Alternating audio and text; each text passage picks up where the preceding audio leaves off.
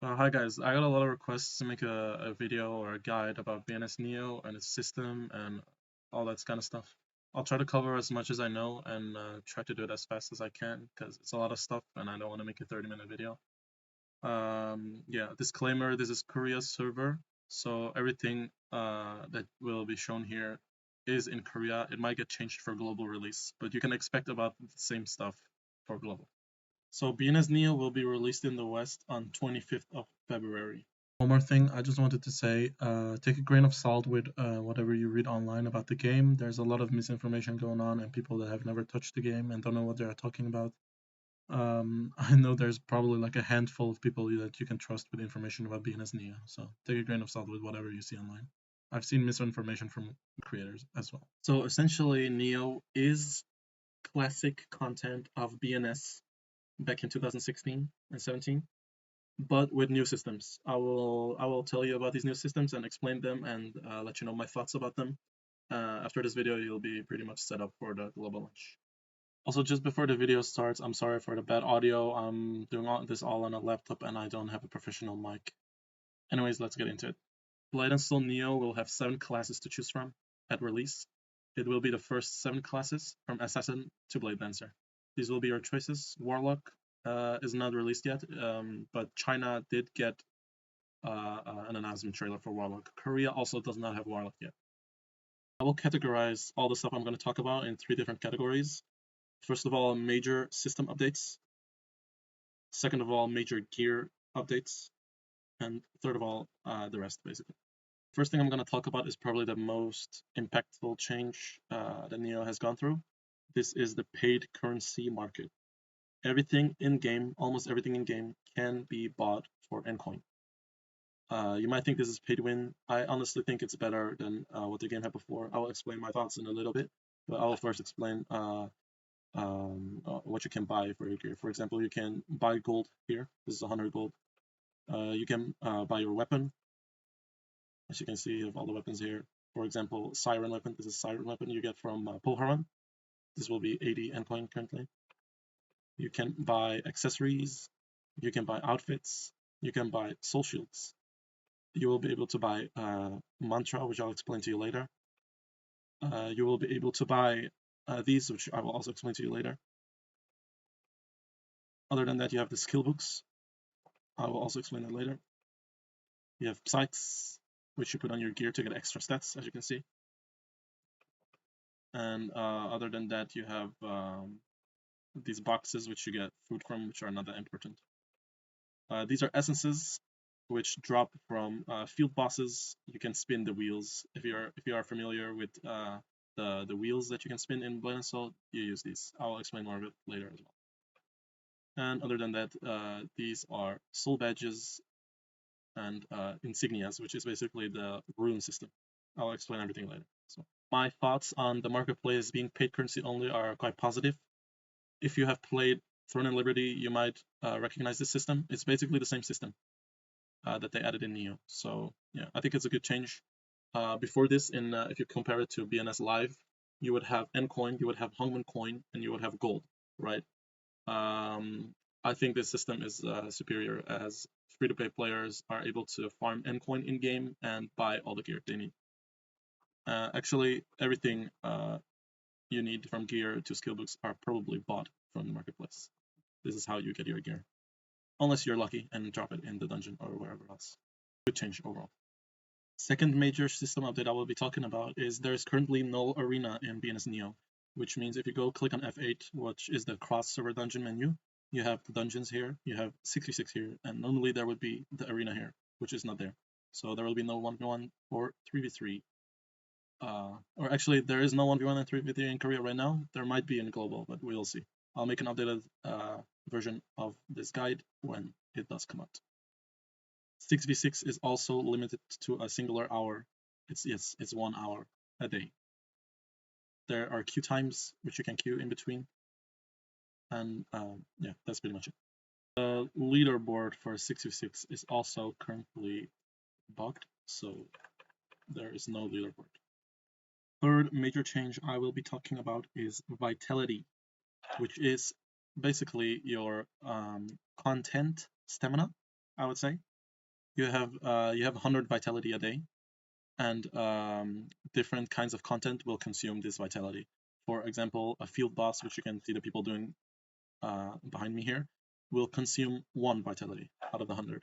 A dungeon will consume about 9 to 10, I think.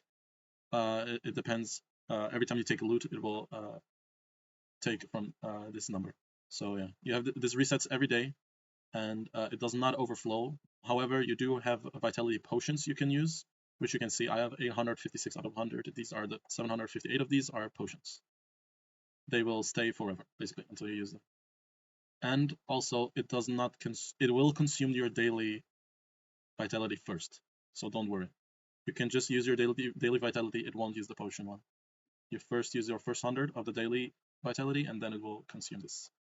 Basically, everything that gives you loot will probably use vitality. That does not mean you can't do the content. You can still do the content, but you won't get personal loot. I'll talk a little more about personal and shared loot later. Now, a lot of people will think this is a bad change, gatekeeping content, that kind of stuff. I'm going to compare it to BNS Live, the original BNS. Believe me, this is a good change. Back in BNS Live, you would have to, for example, if you wanted to get a necklace, you would have to run 300 dungeon runs to get the achievement to then buy the accessory from the merchant. Believe me, this is much better.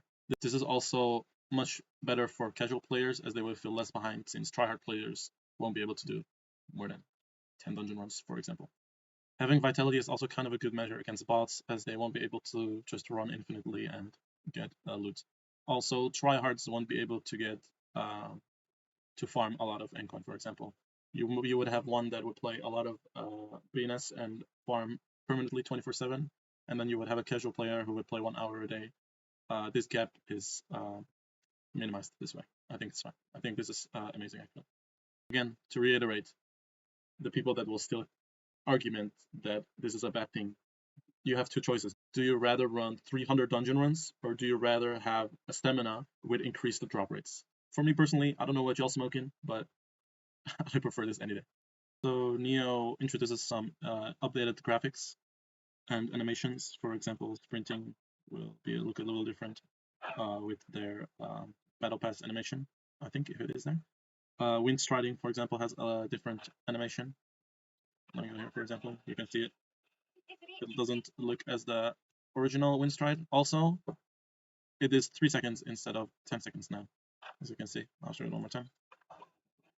3 seconds. Very nice quality of life change. So the next thing I will talk about is the card collection system. As you can see here, you can collect cards. Bosses will have a very low chance to drop these cards. A second way to get these cards, I will show you in a bit. Let me first explain how they work. When you collect a card, you can put them in here. Like, all your collected cards will be shown here. After that, you have a choice to put them into the set they belong to. After you get the full set, you can see their benefits here.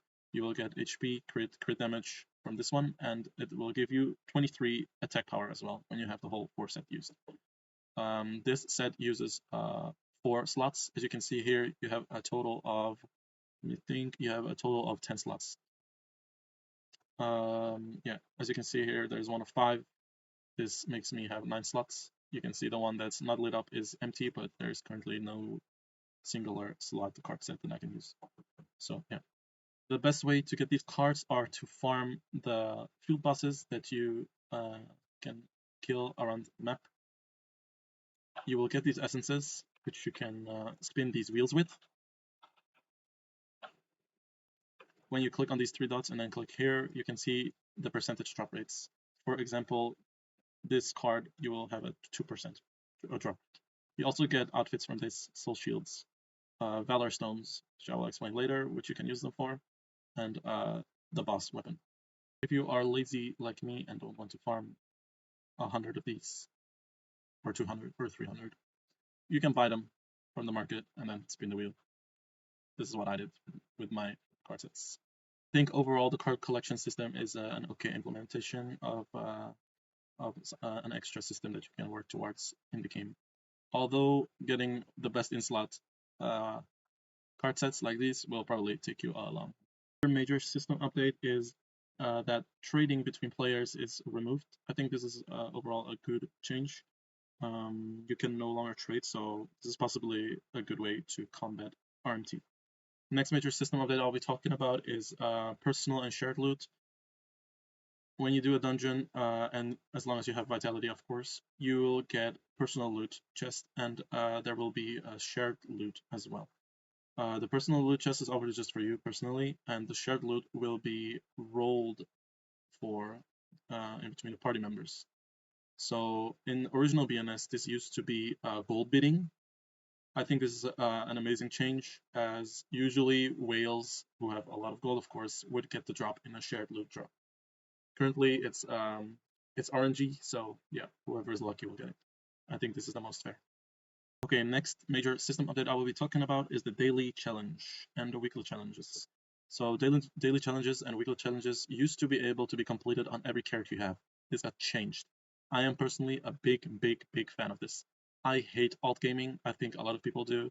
I think it's bad to force people to play on alts. I love this. I love this a lot. I think this is an amazing change. So when you complete the daily challenge, you won't be able to complete it on another character. Same thing for a weekly challenge.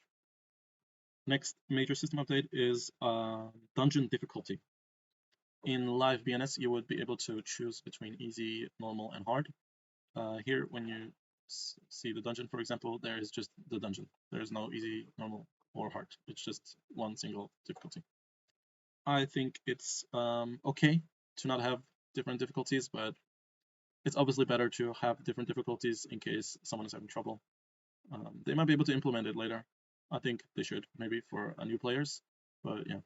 Next change is the UI. You can see it probably looks different. If you have played BNS before, it looks a little different. The style is a little different. As you can see here, your character also looks, your character stats also look different. It has more of a mobile approach, if you know what I mean. It kind of looks like a mobile UI, actually. It's not bad. It's not bad. I think it's okay. Next thing I will be talking about is exploration. So in every area on the map, you'll have an exploration log. You can find these things on the map and build towards stats that you can gain. Basically every stat, it's not that much, but I would suggest getting the AP stat since it builds up. And maybe the crit one too, and the crit damage. The rest, you don't really necessarily have to do it, but you can if you want.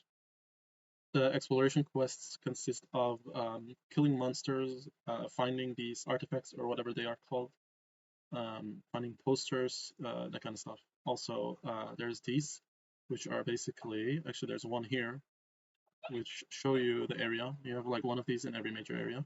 Or I wouldn't say major, but you have one of these in every area, which will show you the area basically. Like this, I'll show you. Doing this will unlock this this exploration list. This also gives a small AP boost. Overall, this is a pretty good change. It gives you a little more content to do, and yeah, why not? Who doesn't like exploration? As you may have noticed if you played Blade and Soul before, there is no limit to running, sprinting. So yeah, infinite Windwalk, amazing change. I don't think anyone will hate that. Another amazing change, very big fan. Currently, you can, if you have the main story, this is only possible with the main story, by the way, you are able to teleport to every NPC, almost every NPC and dungeon that you need to complete. For example, you talk to an NPC, you finish, you can click on a teleport button around here, and you will be instantly teleported in front of the NPC you need to talk to next. I think this is amazing. This cuts down your leveling time by a lot. Since this is classic, a lot of people would have probably already played it. In Neo, you are able to teleport straight to the dungeon. As you can see here, these are all the dungeons. You can click here and click on Y, and you will be teleported straight to the dungeon entrance. Amazing change, I think. Very good quality of life changes we're seeing in Neo. So currently in BNS Neo, the only quests that will give you XP are daily quests and main story. So blue quests do not give XP anymore. I've done most of my blue quests because you can get Valor Stones from them. I suggest you do them after you have nothing to do. Okay, so right now I will get into the major gear differences from Neo and Live. If you click on P, you'll be able to see your gear. So the first thing I will be mentioning is skills. if you click on K, you can see your skills, but you can't choose them here, of course. How do you get your skills? You get them from skill books like these that you put on your accessories. For example, this is Assassin Web, which you can use on people to put them in a web when you aerial them, for example. This is a earring skill, if I'm correct. Yes, for example, on this is my PvP earring. I have a different set for PvP. You just put this book on the earring and then you'll be able to use this skill. Obviously, you have your base skills that you don't need books for. You can differentiate them from this icon. So when you click K, you want the LMB book, for example, which is your basic attack, basically. You will see that it's a ring skill book. Here you can see the glove. This will be bracelet, glove, ring, etc., etc. The ones that don't have these are your basic skills. You will have them always, of course. So where to get these skill books? So the lower tier skill books, the gray ones and the green ones are fairly easy to get. The green ones you can get from this merchant in every major area, like Cinderland's Mirage, Ihara's Mirage, and Mushin Tower. So when you go to this NPC, you can buy these books here and choose whichever skill you want. You also have the green ones here as well. You buy these with Valor Stones, which you get from blue quests. So how to get blue books? You're asking. You can either buy them, of course, as you know, you can buy everything from here. They will be a little expensive depending on what skill you want. For example, blue buff, and this is party blue buff, is currently 230 yen coin, which is actually way cheaper than I bought it for. I bought it for around 6k, I think. Anyways, yeah, you can buy all the skills you want. You can also transmute them through the transmute system. You go down and you'll have this menu right here. So with 20 gray fragments, you can have a chance to upgrade to a green box, which you can get a green skill book from. If you have 20 green fragments, you have a chance to get a blue box. The chance is 20%, by the way. For green box is also 20%, and for purple box is also 20%. So 20 fragments of the previous tier will be able to get you a chance on the higher tier. So you just need to get lucky. For legendary skills, it's 5%, but this is very far off. Like this is yeah, it's very far off. You can also drop skill books from dungeons, and if you're lucky, you might even drop a blue book. So for skills, if you want to change your skills or remove them, you can simply replace them. For example, if I put this book on here, I already have it, of course. But if I had another book which is a lower tier of this one, I can simply replace it by the higher tier one without any cost. If I want to remove it, I can either remove it with 4 blue fragments and 0 gold, or I can use 20 Valor Stones and 80 silver to remove it. Now, a very controversial take, maybe.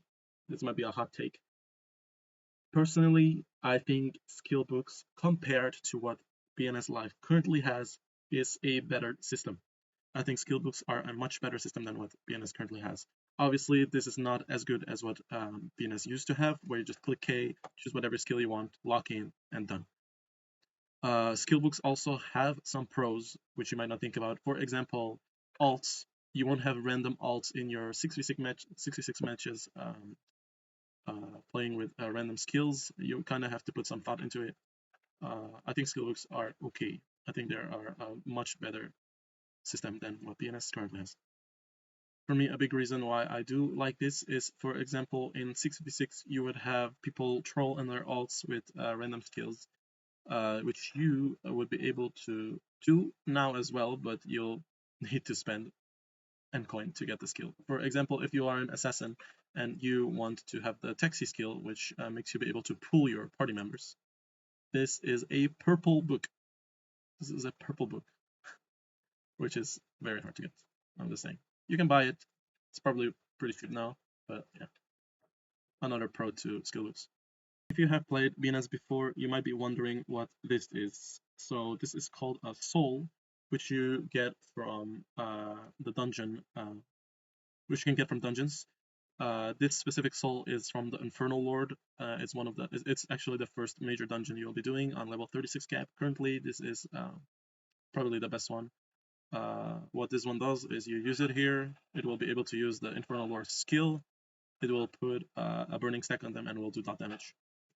That's what this one does. All the different ones will do a different skill.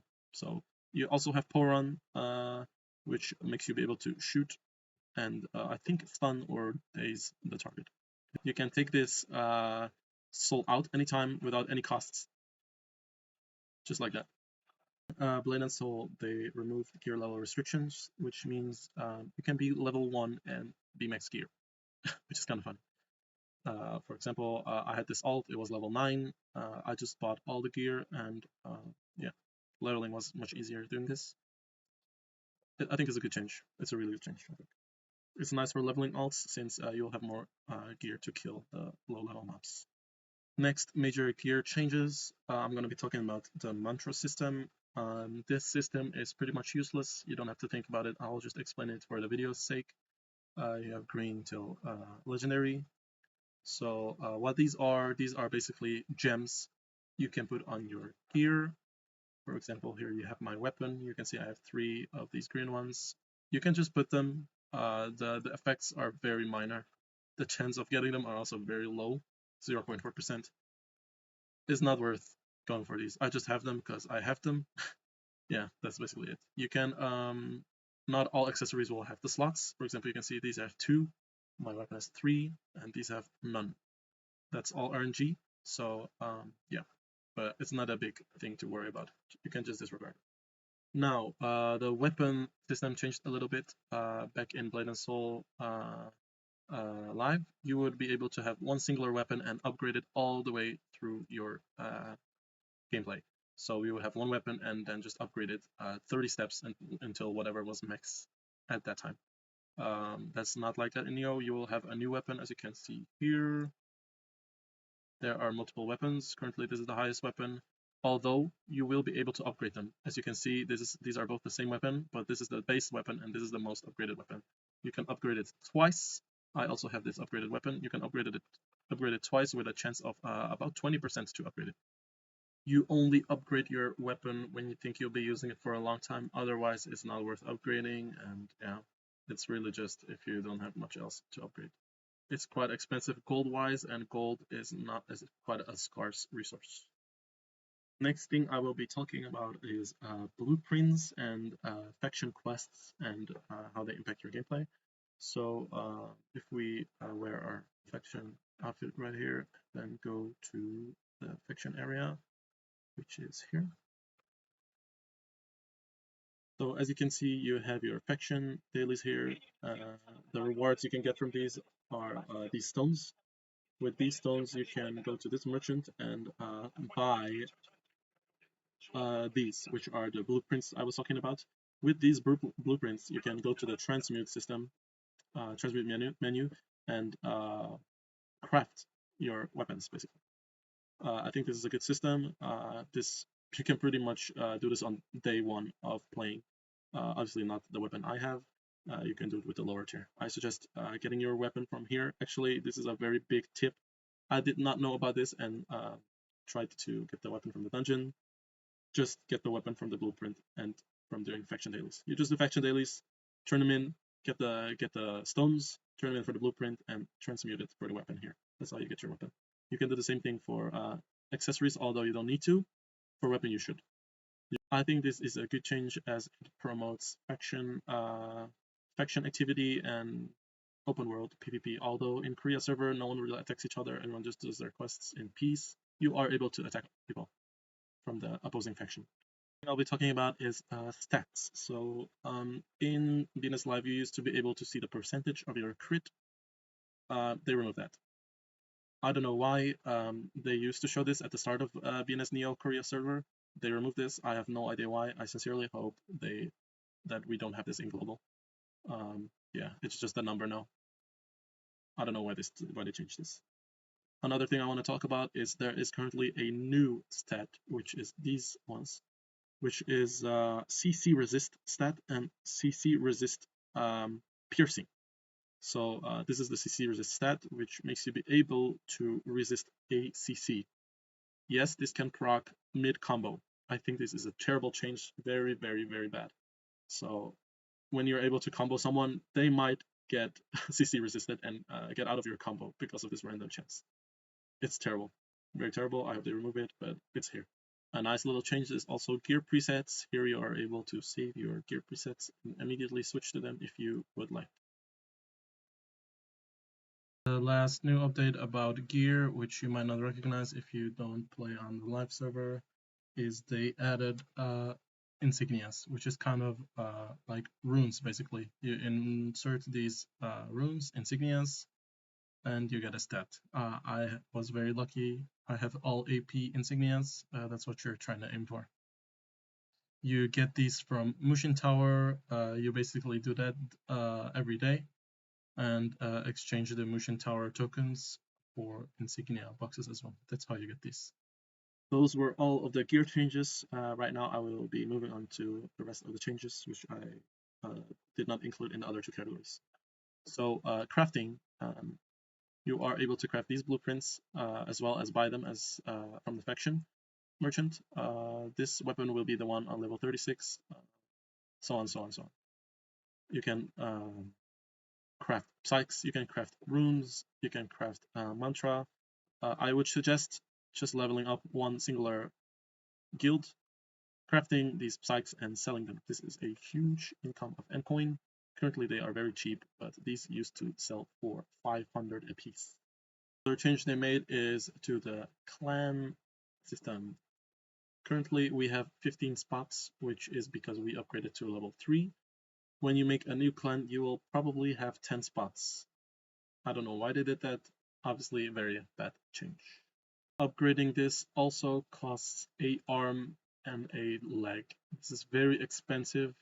Upgrading your guild level will impact your personal growth. This is very bad. I hope they change this.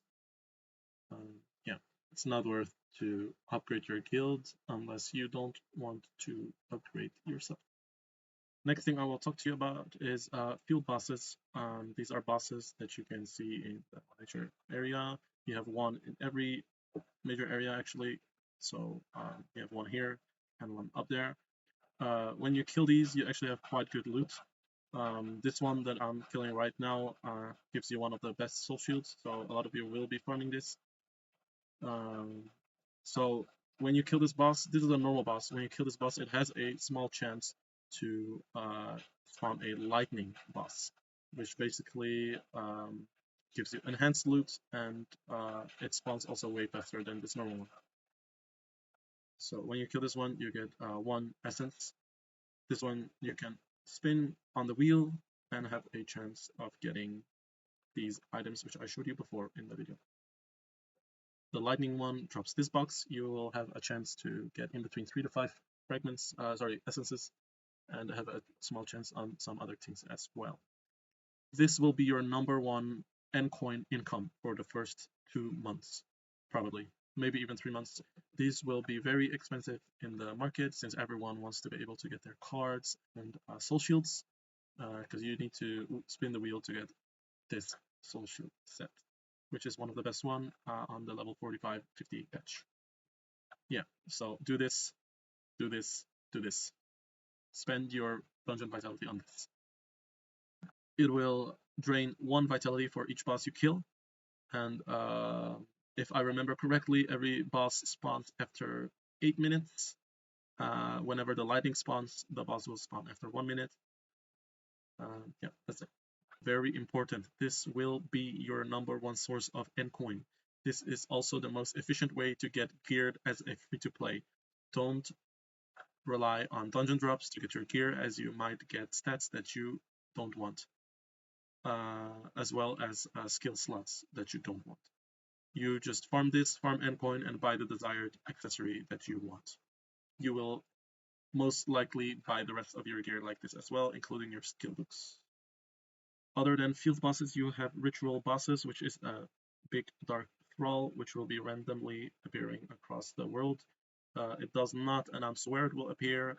You just have to find it, and people will tell you where it is, hopefully. These ritual bosses drop essences, which can be exchanged for cards, materials, and cosmetics. I think this is a good change. Just more content, always good. Your inventory is much bigger than it used to be. You can expand it with gold. Amazing change. I think this is very good. It used to be around till here, if I remember correctly, or here. Now you can upgrade all the way till here with gold. BNS Neo does not have DPS meters. In BNS Live, when you would go into a dungeon, there will be a DPS meter for every member. You will be able to see how much DPS other people do as well. They removed this. Right now, you do get a performance grade from D to S, or D to triple S even, if I'm correct. Yeah, there's no DPS meter. Make of that what you will. I think it's a bad change. I do like DPS meters. Another interesting change they made to BNS Neo is there is an instant PVX area. Oh, by the way, this is one of the exploration things you can collect, I guess. So you have these. You can go inside. These did not used to be in classic Blade and Soul back in the day. This is something new. After you pass this purple gate, you are able to be attacked by other players. You can kill these mobs, which give you tokens, which you can exchange for a merchant all the way at the top there. There will also be a chest that spawns here every 10 minutes, which you can try to collect, but people will probably try to make you not to collect them. When you go to this merchant, you can see you can exchange it for soul badge fragments or for gold and silver. Pretty good change. It's just a very small area. As you can see, there's not a lot of mobs, but I think it's a nice little change, which promotes PVX. Currently in Blade and Soul, you do have a battle pass. You have a free section, which is the bottom one, which is currently only health pots. It didn't used to be like this. I don't know why they changed it, but that's how it is. You have a paid one, and you can buy this for 2,400 in coin, if I'm correct. Yes, 2,400 in coin.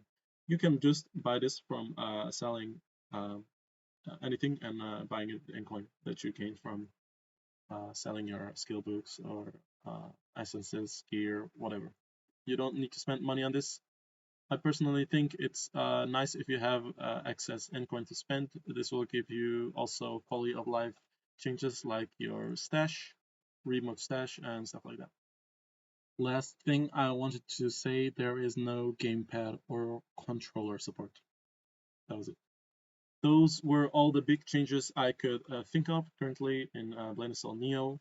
I have a lot more thoughts that I also shared with Kenan. It's on his YouTube channel where I talked with Kenan and Il about the state of BNS Neo and what you can expect and all that kind of stuff.